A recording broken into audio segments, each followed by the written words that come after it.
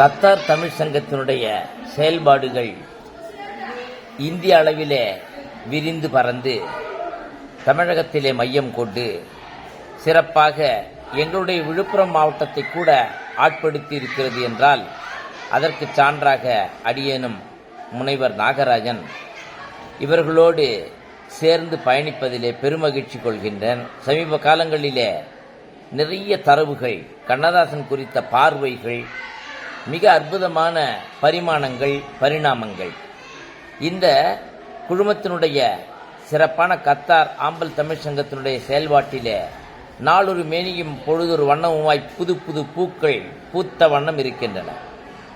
பாரதி சொல்வானே மகாகவி, இன்று புதிதாய் பிறந்தீர், இனி இந்த உலகினை ஆளப் பிறந்தீர் என்று சொல்லுவார். அப்படி அழைப்பு விடுக்கிற பாரதியை பின்பற்றி பாவேந்தர் கூட செழுந்தமிழ் ஆக்கல் வேண்டும் என்று சிந்திப்பார் இல்லையா? அவர்தானே நூலகத்தை முதலிலே சிந்தித்தவர். இதோ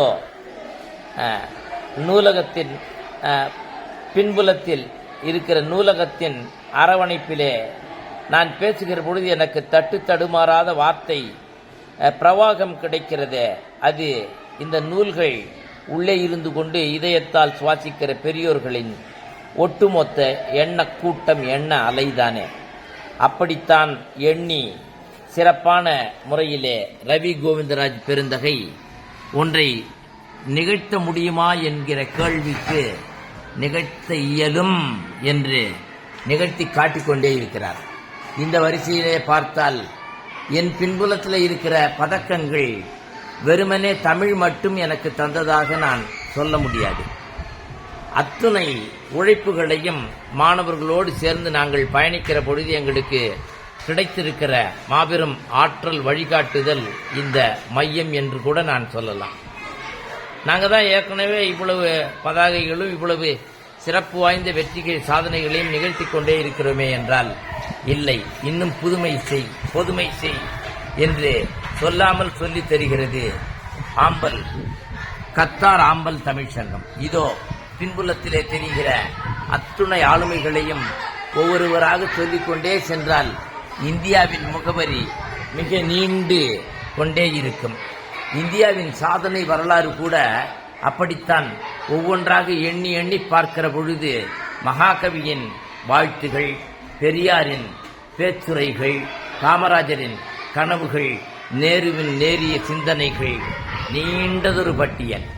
இந்த பட்டியல் தொகுப்பு உங்களுக்காக நான் வழங்குகிற பொழுது எனக்குள்ளே ஒன்றை சிந்தனை செய்து சிலாகித்து சொல் என்று சொல்லுகிறது. நாம் நம்மை உயர்த்தி கொள்வது நமக்கான சுயநல பாதையாய் இருக்கலாம். ஆனால் பொது நலத்திலே ஈடுபடுகிற பொழுது ஆம்பல் கத்தாரினுடைய தமிழ் சங்கம் சொல்லித் தருகிற பாணியிலே முனைவர் ராவி கோவிந்தராஜ் பெருந்தகையை பின்பற்றி நட என்கிற நல்ல ஒரு வழிகாட்டுதல். ஆம், வந்து கேளுங்கள், கண்டு சுவையுங்கள். எப்பொழுது என்றால் எப்பொழுதும் சுவைக்கலாம். வலையொலி பக்கங்களிலே யூடியூபில் கூட பதிவுகளை இட்டு வைத்திருக்கிறார்.